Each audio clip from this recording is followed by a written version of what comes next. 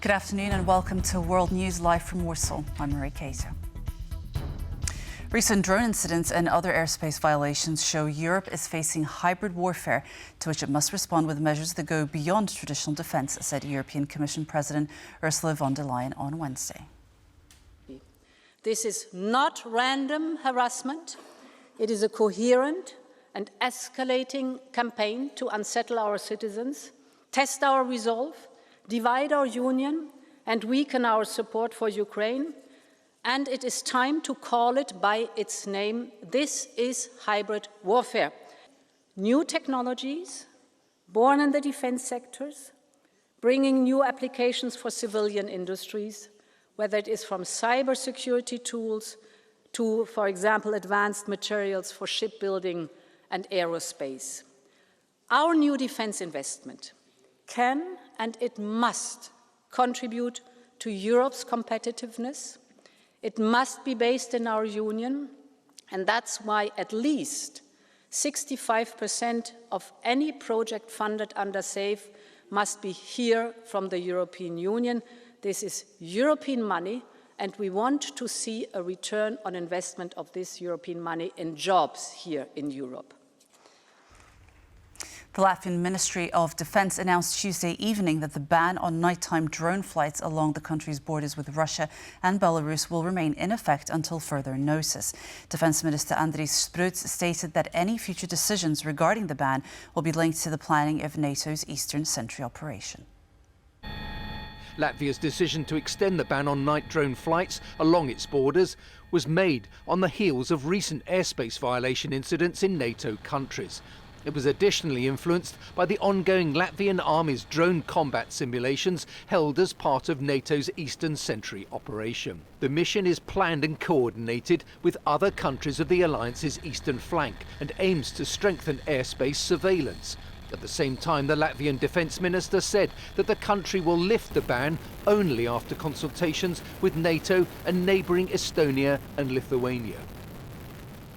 Czech Prime Minister Petr Fiala has announced he will not seek re-election as leader of the Civic Democratic Party after his coalition's defeat in last weekend's parliamentary elections.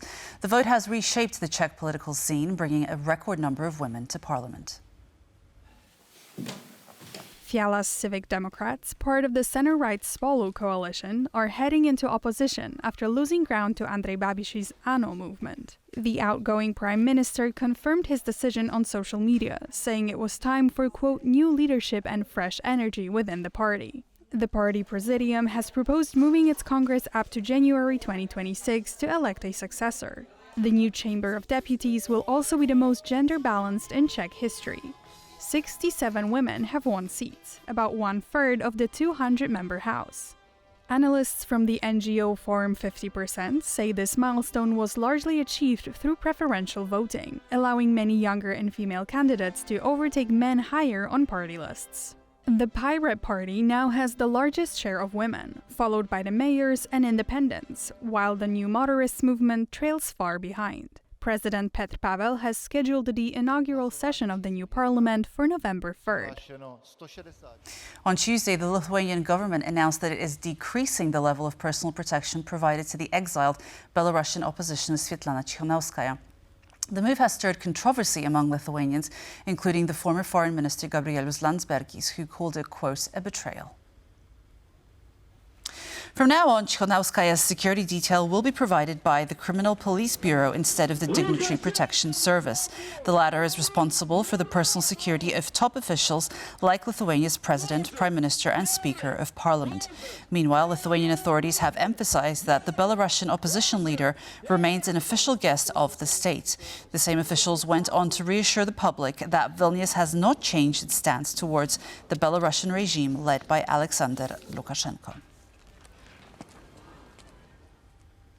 The EU is debating Russian diplomats' freedom of travel within the bloc. Europeans are concerned that uncontrolled trips to other member states are helping Kremlin representatives spread war propaganda. Angela Skujins reports from Brussels. The European Union's External Action Service has proposed clamping down on the travel of Russian diplomats, their families and consular staff within the European Union to address claims of espionage in the bloc. This is according to a leaked document seen by TVP World, which proposes national governments be given the ability to reject the travel of these individuals. Russian diplomats and other representatives are able to use visas or residence permits issued by member states to travel outside the territories of the receiving state, where they can be involved in coordinated information manipulation and interference or other acts targeted at manipulating public opinion with regard to the functioning of democratic institutions, economic activities, or services of public interest. Now, the proposal, according to this leaked document, wants to change the rules for how these individuals travel. According to the stipulations enacted right now, they are allowed to move freely within the European Union and the Schengen zone. But the EEAS wants to change this so that any individual under diplomatic cover has to ask a national government for which they want to travel to for their consent before they arrive. With at least 24 hours notice, these capitals are allowed to reject these applications. Now, this will be included in the EU's 19th sanctions package for Russia's ongoing invasion of Ukraine. Now, the sanctions also aim to target Russian gas, energy and crypto, but this new addition steps up the diplomatic tensions, certainly between the Kremlin and Brussels. The Financial Times newspaper is reporting that all EU governments are on board, and this initiative is championed by the Czech Republic.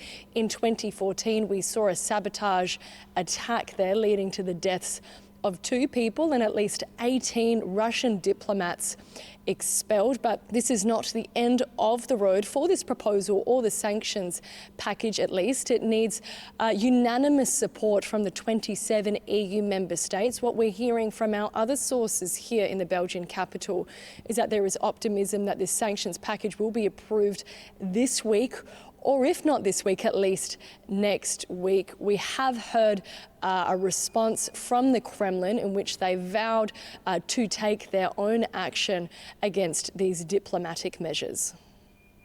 Angela Skujins from Brussels for TVP World. Albania marks a historic step on the path to European integration as it begins the implementation of payments in the Single Euro Payments Area, or SEPA, the unified payment system in euros across Europe. Moldova also recently joined the system.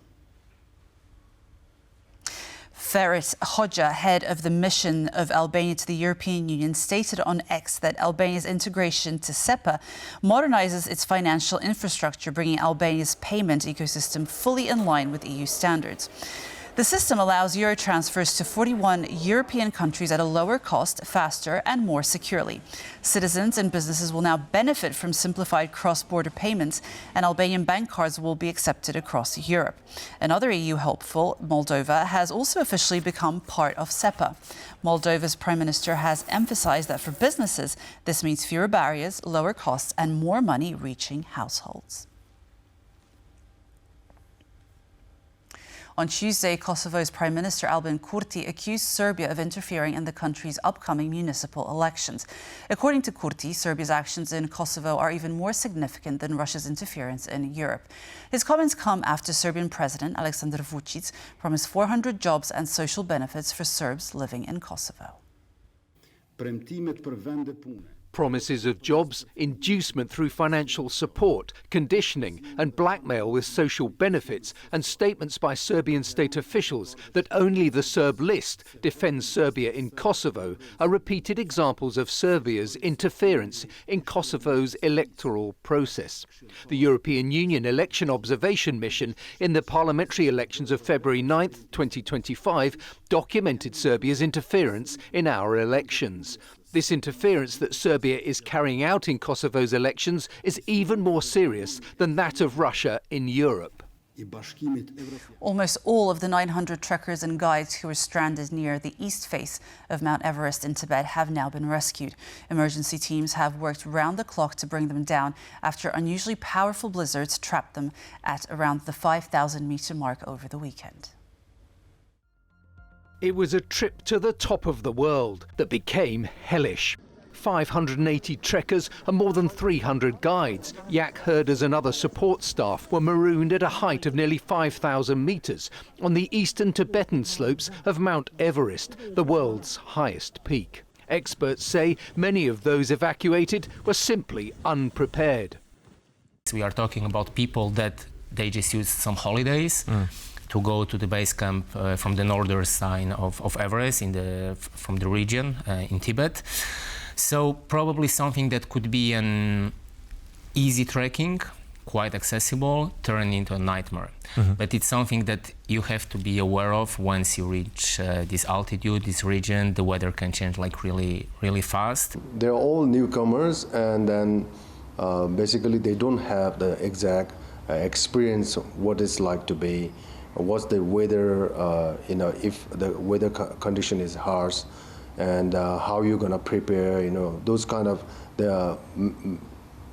they don't have that kind of experience. So there's probably, this would be the first reason that a lot of people have been stranded in that site.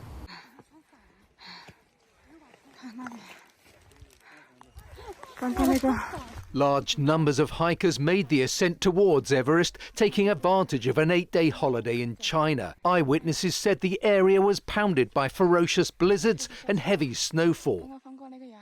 Chinese media reports said emergency crews rescued around 350 hikers on Sunday. But many more remained beyond reach, with harsh weather hampering the recovery operation. By Tuesday morning, the remaining trekkers and guides had been brought down. It was reported that at least one died due to a combination of hypothermia and acute mountain sickness. And that wraps up World News. Thank you for joining us, and stay tuned for more on TVP World. Goodbye.